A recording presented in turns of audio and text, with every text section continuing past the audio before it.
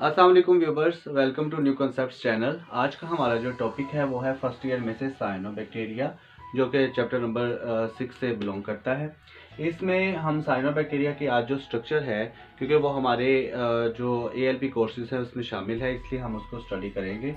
अगर हम इसको देखें तो साइनोबैक्टीरिया जो होता है उसकी शेप एक क्योंकि ये कॉलोनीज की फॉर्म में पाया जाता है, इसलिए ये ट्राइकोम इसे हम कहते हैं। ये हमें एक ब्रेसलेट की तरह नज़र आता है। अगर हम इसे गौर से देखें, जिस तरह से हम ख़वातीन जो हैं वो या मेल हजरात जो हैं वो ब्रेसलेट्स इस्तेमाल करते हैं, तो इसमें हम देखें तो ये बिल्कुल ऐसी इसकी शेप है जैसे एक ब्रेसलेट होती है, जिसमें एक बीच में देखें ये पेंडेंट हमें दिखाई दे रहा है या कुछ चेन वगैरह फॉर्मेट है। तो इनके हम इसको लेबल कर लेते हैं। अगर हम इसको देखें तो इसमें ये जो बड़ा सा हमें सेल नज़र आ रहा है, इसे हम रेस्टिंग स्पोर कहते हैं। स्पोर के बारे में आप लोग अच्छी तरह से जानते हैं कि स्पोर जो होता है ये एक डोरमेंट स्ट्रक्चर होती है जो कि अनफेवरेबल कंडीशंस में बनती है, और जैसे ही फेवरेबल कंडीशंस आती है तो ये जर्मिनेट करके न्यू वेजिटेटिव सेल्स बना सकता है। इसी तरह से ये जो आपको सेल्स वगैरह शेड के नज़र आ रहे हैं, ये इसके वेजिटेटिव सेल्स हैं।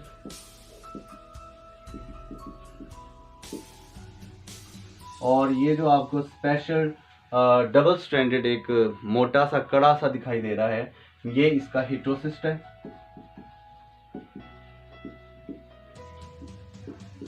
और ये जो सेल्स आपको डॉटेड नजर आ रहे हैं, ये इन्हें हम एकिनेट्स कहा जाता है। और अगर आप देखें तो पूरे के पूरे ये फिलामेंट के गिर्द एक आपको शीट सी नजर आ रही है। ये काफी चिपचिपी होती है, इसे हम म्यूसिलेजिनस शीट कहते हैं। ये कवरिंग होती है, और ये जो पूरे का पूरा ये फिलामेंट है, इसे हम ट्राइकोम कहते हैं। ये साइनोबैक्टीरिया की स्ट्रक्चर है। मैं इसे दोबारा रिपीट करता चलूं। साइनोबैक्टीरिया जो है वो कॉलोनी फॉर्म में पाए जाते हैं। ये प्रोकैरियोट्स हैं। इन्हें हम ब्लू ग्रीन अल्जी भी कहते हैं। इन्हें ब्लू ग्रीन इस वजह से कहा जाता है क्योंकि इनमें ग्रीन पिगमेंट भी पाया जाता है और ब्लू पिगमेंट भी पाया जाता है। और अल्जी इन्हें इस वजह से कहा जाता है क्योंकि ये फोटोसिंथेटिक है। आमतौर पे जो बैक्टीरिया हमने पढ़े उनके मोड ऑफ न्यूट्रिशन में, वो बैक्टीरिया ऐसे थे जो कि H2S को एज अ डोनर, जो इलेक्ट्रॉन डोनर जो है वो यूज़ करते थे। जबकि इसमें जो फोटोसिंथेसिस होती है वो बिल्कुल ऐसे ही होती है जैसे पौधे में होती है। जिस तरह से हम पढ़ते हैं कि आमतौर पे कार्बन डाइऑक्साइड जो है वो पानी से मिलती है, और पानी से मिलके वो जिस तरह से ग्लूकोज जो है, ये मैं जनरल फार्मूला लिख रहा हूँ, जो ग्लूकोज बन जाता था और एंड पे ऑक्सीजन लिबरेट होती थी, ये इसी तरह से सेम फोटोसिंथेसिस जो है वो साइनोबैक्टीरिया में चलती है। ठीक है। और इसीलिए इसको अल्जी के, क्योंकि ये करीब तरीन समझा जाता है, इसलिए इसे अल्जी कहा तो जाता है, वरना ये अल्जी है नहीं, क्योंकि अल्जी तो एक यूकैरियोटिक जानदार है, जबकि ब्लू ग्रीन अल्जी जो हमारा साइनोबैक्टीरिया है ये एक प्रोकैरियोटिक जानदार है।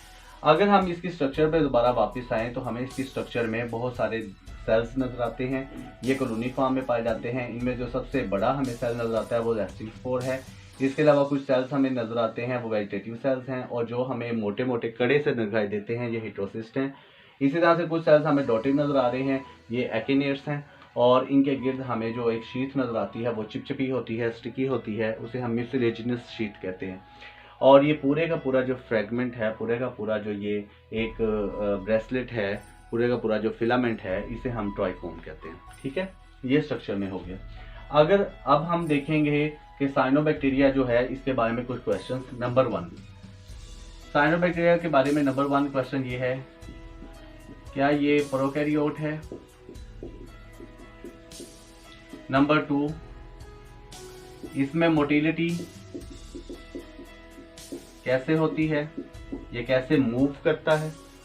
नंबर 3, इसमें क्या क्लोरोफिल पाया जाता है? नंबर 4, क्या इसमें फोटोसिस्टम्स भी होते हैं? जैसे कि पौधे में हमने 10th में हमने पढ़ा था कि पौधे में जब हम फोटोसिंथेसिस का टॉपिक पढ़ते थे लाइट रिएक्शन, तो और इसमें फर्स्ट ईयर में हमारे पास 11वें चैप्टर में ये टॉपिक दोबारा आएगा। तो इसमें जब हम लाइट रिएक्शन पढ़ते तो वहाँ पे हमारे को फोटो सिस्टम्स होते थे जिनको हम पढ़ते थे। तो क्या इसमें भी फोटो सिस्टम्स होते हैं? नंबर 4, नंबर 5, अगर क्लोरोफिल होता है तो उसकी जगह क्या है, क्लोरोफिल कहाँ पाया जाता है, किस जगह पे। क्योंकि आमतौर पे हम ये समझते हैं, हम कहते हैं कि पौधे में क्लोरोफिल जो होता है वो क्लोरोप्लास्ट के अंदर थैलाकॉइड मेम्ब्रेन्स के साथ जुड़ा होता है। लेकिन क्योंकि वो पौधा एक यूकैरियोटिक जानदार है और उसमें क्लोरोप्लास्ट जैसी डबल मेम्ब्रेन बॉन्डेड जो है वो स्ट्रक्चर्स पाई जाती हैं, जबकि जो साइनोबैक्टीरिया है ये एक प्रोकैरियोटिक जानदार है, ये एक बैक्टीरिया है। तो अगर इसमें क्लोरोप्लास्ट नहीं होता तो फिर क्लोरोफिल कहाँ पाया जाता है, ये हमारा एक क्वेश्चन बन जाता है। इसी तरह से हमारा नेक्स्ट क्वेश्चन ये होता है कि इसमें ब्लू पिगमेंट क्या है। हमने कहा कि ये ब्लू ग्रीन अलजी है, इसका कलर ग्रीन भी है, इसका कलर ब्लू भी है, हमने ये कहा। तो अगर ये ब्लू ग्रीन अलजी है तो इसमें ब्लू कलर किस सेंस में आता है या कहाँ से आता है। और नंबर 7 पे हमारे पास एक क्वेश्चन आ जाता है, वो ये है कि ये रिप्रोडक्शन कैसे करते हैं, ये कैसे अपनी तादाद को बढ़ाते हैं, ये कैसे मल्टीप्लाई होते हैं। ये हमारे इसमें कुछ क्वेश्चंस हैं जिनको हमें क्लियर करना है। और अगर हम इसमें देखें हमारे पास पहला क्वेश्चन जो आ जाता है वो प्रोकैरियोट का आ जाता है। तो डेफिनेटली अभी इसका आंसर तो आप लोगों के पास मौजूद है, क्योंकि ये एक बैक्टीरिया है इसलिए ये एक प्रोकैरियोटिक जानदार है, ये एक प्रोकैरियोट ही है, ये एक प्रोकैरियोटिक जानदार है। इसमें न्यूक्लियस नहीं पाया जाता और जो जो प्रोकैरियोटिक सेल की करैक्टरिस्टिक्स होती हैं वो सारी की सारी इसमें पाई जाती हैं। इसमें कोई भी डबल मेम्ब्रेन ऑर्गेनेली नहीं है, इसमें बाकायदा न्यूक्लियस भी नहीं है, ये जो है वो एक सादा सेल है, प्रिमिटिव है। नंबर 2 पे हमारे पास क्वेश्चन था कि इसमें मोटिलिटी किस तरह से होती है, ये हरकत किस तरह से करता है। तो अगर हम इसको देखें कि ये हरकत किस तरह से करता है तो इसमें गैस वेसिकल्स होते हैं, इन गैस वेसिकल्स की मदद से ये ग्लाइड करता है। देखिए ग्लाइड का यहाँ जो सेंस आता है, ग्लाइडिंग आमतौर पे हम बर्ड्स में देखते हैं कि बर्ड्स जब हवा में बहुत ऊंचा उड़ रहे होते हैं तो यूं पर खोले हुए जो है वो ग्लाइड कर रहे होते हैं। लेकिन इसमें ग्लाइडिंग इस तरह से आएगी क्योंकि ये जो साइनोबैक्टीरिया है ये ज़्यादातर मॉइस्ट, डैम्प और वाटरी प्लेसेस पे पाए जाते हैं। तो इसलिए ये इनके अंदर छोटे छोटे वेसिकल्स होते हैं। जैसे एक आप गुब्बारा लें, गुब्बारे के अंदर अगर आप हवा भर लेते हैं और उसको छोड़ देते हैं तो वो जो है वो उड़ने लग जाता है क्योंकि हवा उससे बड़ी तेज़ी से निकल रही होती है। इसी तरह से इसमें गैस वेसिकल्स होते हैं, वो गैस वेसिकल्स जो है वो गैस छोड़ते हैं, हवा छोड़ते हैं, जिससे ये ग्लाइड करता है, ये फिसल के आगे चला जाता है। इसमें कोई फ्लैजेला नहीं है, इसमें कोई सोडोपोडिया नहीं है, इसमें फीट लाइक कोई भी किसी किस्म की कोई स्ट्रक्चर नहीं है, इसमें जस्ट गैस वेसिकल्स होते हैं जिसकी वजह से ये फिसलता चला जाता है। और इसको फिसलने में जो है इसकी ये जो म्यूसिलेजिनस शीट है ये भी बहुत ज़्यादा हेल्पफुल होती है। कभी आपका इत्तेफाक हुआ हो कि आपने घर में जिस तरह से वाटर टैंक होता है, अगर वो सीमेंटेड है, सीमेंट का बना हुआ है, तो आप उसको खोलें, उसको देखेंगे तो उसके अंदर एक काई सी जमी होती है जो कि ग्रीनिश ब्लू जो है वो कलर की होती है। जैसे ही हम उसके ऊपर पाँव रखते हैं वो हमें बड़ा स्लिपरी सा और बड़ा कंफर्ट सा कुशन लाइक मटेरियल जो है ना वो हमें फील होता है, हमारा पाँव फिसलता है उसके ऊपर। वो सारा अल्जी लाइक मटेरियल होता है, उनमें से कुछ ब्लू ग्रीन अल्जी भी होता है। इसी तरह से अगर आप अपने घर देखें तो आपके घर में जहाँ पे वाटर लीकेज या आप समझ लें कोई नाला या कोई पानी का सोर्स हो, जहाँ पे गीला या डैम्प रहता हो, वहाँ पे शेडी प्लेस हो, तो वहाँ पे जो है वो हमें एक काई सी जमा नज़र आती है, वो भी जो है वो ब्लू ग्रीन अल्जी आप कह सकते हैं। तो नेक्स्ट हमारा क्वेश्चन ये है कि इसमें क्लोरोफिल कौन सा पाया जाता है। जब हम प्लांट की बात करते हैं, पौधे की, तो प्लांट के अंदर हमें क्लोरोफिल की जो है वो मुख्तलिफ रेंज दिखाई देती है, जिसमें क्लोरोफिल ए है, बी है, सी है, और इसके साथ कुछ कैरोटीनाइड्स भी होते हैं, ये हमें दिखाई देते हैं, जो कि मिलके जो है वो लाइट रिएक्शन को पॉसिबल करते हैं। क्योंकि लाइट रिएक्शन में इनका क्लोरोफिल और कैरोटीनाइड्स जो है इनका पर्पस ये होता है कि इन्होंने मैक्सिमम जो सनलाइट है उसे एब्जॉर्ब करना होता है। अब पौधे में तो ये सब कुछ होता है, उसमें ए भी है, बी भी है, सी भी है, कैरोटीनाइड्स भी हैं, लेकिन इसमें कौन सा क्लोरोफिल है, इसमें जस्ट ए क्लोरोफिल पाया जाता है। और अगर पौधे में हम देखें तो उसमें फोटोसिस्टम जो है वो 2 फोटोसिस्टम्स होते हैं, एक फोटोसिस्टम 1 होता है और इसी तरह से एक फोटोसिस्टम 2 होता है, ठीक है। जब हम पौधे में लाइट रिएक्शन को देखते हैं तो हमें दो फोटो सिस्टम्स वहाँ दिखाई देते हैं, जिसे हम जी लाइन कहते थे, तो जी रिएक्शन कहते थे। अब इसी तरह से यहाँ पे फोटो सिस्टम जो है वो जस्ट 2 मौजूद होता है, 1 मौजूद नहीं होता। ये सारे MCQs हैं, पेपर पॉइंट ऑफ व्यू से ये बहुत ज़्यादा अहम टॉपिक है, क्योंकि ये हमारे LP का हिस्सा है और साइनोबैक्टीरिया जो है बाकायदा एक टॉपिक की हैसियत रखता है। और अगर हम देखें कि क्लोरोफिल इसमें कहाँ पाया जाता है, ये हमारा एक बहुत बड़ा क्वेश्चन था। अगर हम देखें पौधे में, तो पौधे के अंदर अगर हम क्लोरोफिल देखते हैं तो हमें पता है कि पौधे में इस तरह से डबल मेम्ब्रेन ऑर्गेनेली पाए जाते हैं, जिन्हें हम क्लोरोप्लास्ट कहते थे। इन क्लोरोप्लास्ट के अंदर इस तरह से ये ढेर लगे होते थे थैलियों के। इन थैलियों के ढेर को हम कहते थे ग्रैनम, और इसकी जमा ग्रैना आ जाता था। अगर हम ग्रैनम को गौर से देखें तो इसमें से एक थैली निकाल लें, जिसे हम कहते थे थैलाकॉइड। अब ये जो थैलाकॉइड मेम्ब्रेन थी, हमारा जो पौधों की स्टडी का हवाला है, अगर उसमें देखें तो उसमें जो थैलाकॉइड मेम्ब्रेन है उसके साथ क्लोरोफिल अटैच होता था, इस तरह से उसके साथ क्लोरोफिल अटैच होता है। क्लोरोफिल की क्योंकि एक हेड होता है और एक टेल होता है, तो इसकी जो टेल होती है वो थैलाकॉइड मेम्ब्रेन के साथ अटैच होती है। लेकिन क्वेश्चन ये था कि प्लांट में तो क्लोरोप्लास्ट है, और क्लोरोप्लास्ट जो है वो एक डबल मेम्ब्रेन ऑर्गेनेली है, लेकिन अगर हम साइनोबैक्टीरिया को देखें तो वो तो एक प्रोकैरियोटिक जानदार है जो कि बैक्टीरिया है बेसिकली।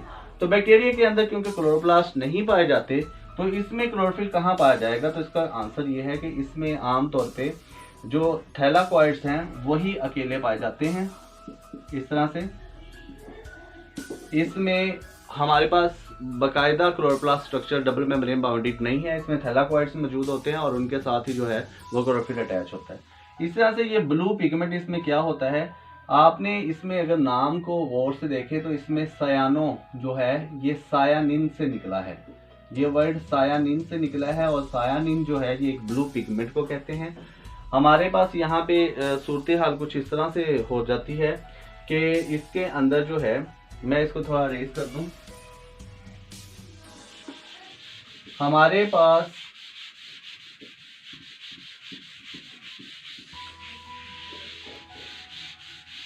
साइनोबैक्टीरिया जो है, साइनोबैक्टीरिया के अंदर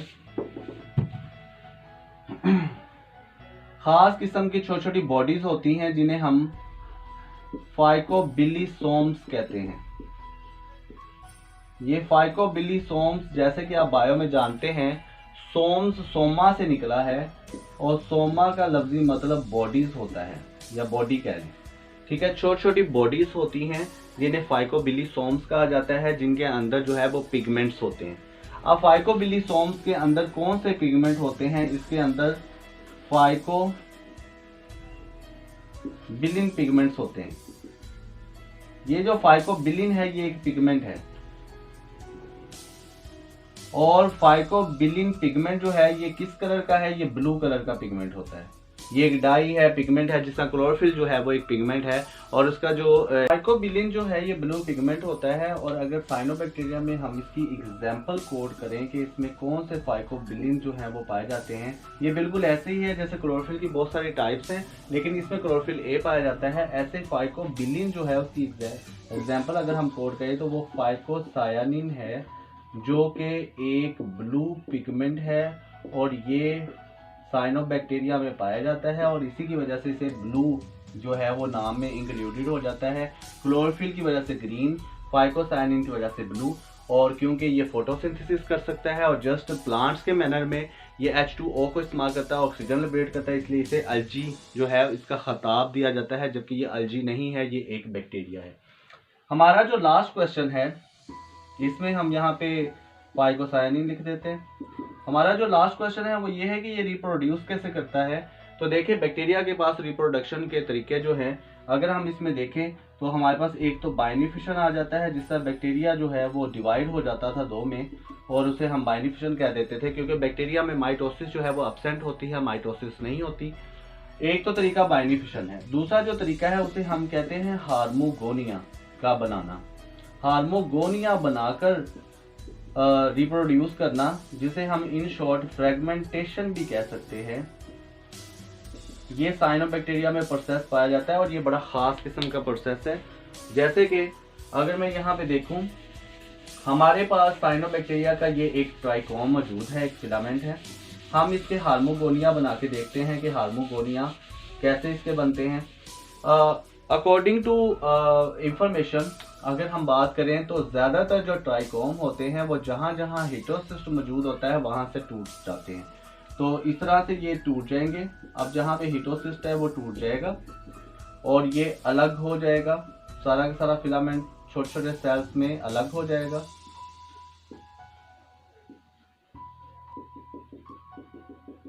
ठीक है। अब इसमें जो हर टुकड़ा है वो हार्मोगोनिया कहलाएगा। हर टुकड़ा एक हार्मोगोनिया है और हर टुकड़ा जो है वो नया ट्राइकोम बनाने की ताकत रखता है, सलाहियत रखता है। यानी कि अगर हम इस ट्राइकोम को तोड़ दें, अगर ये टूट जाए तो इसका हर टुकड़ा एक हार्मोगोनिया कहलाएगा, एक फ्रैगमेंट कहलाएगा। ये इन्हीं फ्रैगमेंट्स के ज़रिए जो है वो दोबारा ग्रोथ कर लेगा और दोबारा पूरा का पूरा इसका ट्राइकोम बन जाएगा। अब इसमें सेल्स की किस्मों पे आ जाते हैं। हम सेल्स को थोड़ा डिफाइन कर लेते हैं। हमारे पास जो इसके सेल्स की मुख्तलिफ किस्में हैं, मैं इसको थोड़ा सा अरेज कर देता हूँ। हमारे पास जो सेल्स की किस्में हैं, इसमें हमारे पास एक तो रेस्टिंग स्पोर हमें दिखाई दे रहा है। इसी तरह से हमें अगर हम गौर से देखें, हमें एकिनीड्स दिखाई दे रहे हैं, हमें वेजिटेटिव सेल्स दिखाई दे रहे हैं, हमें हिटोसिस्ट दिखाई दे रहे हैं। मैं इन सब को एनलिस्ट कर लेता हूँ ताकि हम इनके फंक्शंस कर सकें। जैसे फॉर एग्जांपल वेजिटेटिव सेल्स हैं।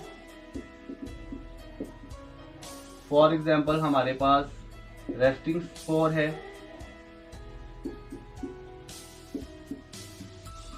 फॉर एग्जांपल हमारे पास हिटोसिस्ट है। और हमारे पास चौथी जो कैटेगरी है वो एकिनेट्स की है। अब ये सेल्स मुख्तलिफ किस्म के 4 सेल हैं। अगर हम यहाँ देखें, ये रेस्टिंग स्पोर है, ये वेजिटेटिव सेल्स हैं और ये हिटोसिस्ट है जो बड़े ही बड़े बड़े डबल जो है वो कड़े से दिखाई दे रहे हैं, और एकिनेट्स हमें दिखाई दे रहे हैं छोटे सेल्स वेजिटेटिव सेल्स की तरह। अब इनके क्या है, अब जो वेजिटेटिव सेल्स होते हैं ये आम बॉडी के सेल्स हैं जिन्होंने पूरे का पूरे फिलामेंट में इसके बहुत सारे आप कह लेंगे इस टाइप के सेल्स मौजूद होते हैं। ठीक है, ये नॉर्मल बॉडी सेल्स हैं। अगर हम रेस्टिंग स्पोर देखें तो it's a type of spore.